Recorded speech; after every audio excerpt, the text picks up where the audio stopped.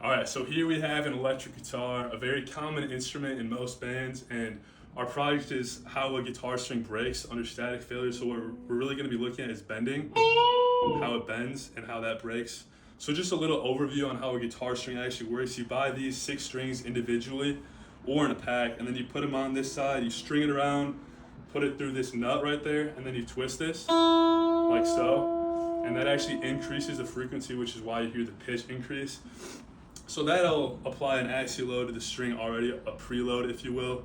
And then what you do is you put a little bend on it like so. And if you apply enough of a bend too high, the guitar string might break. So what we're doing is seeing how much bend you can apply to the string before it breaks.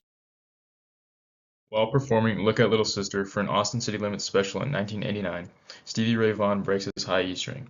During a break in the solo, his stage crew can be seen helping him change his instrument. And however this did not affect Stevie Ray Vaughan's performance, this is not always the case.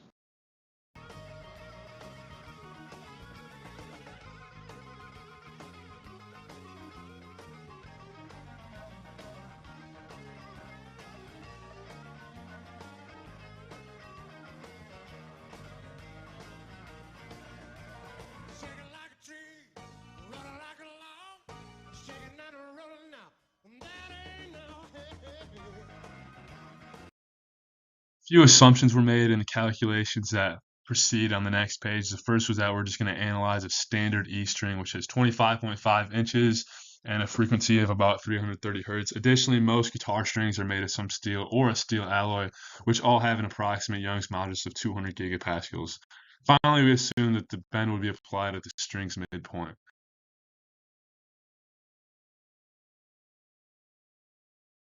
So here we have a simplified diagram of when the string is being bent at an angle of theta.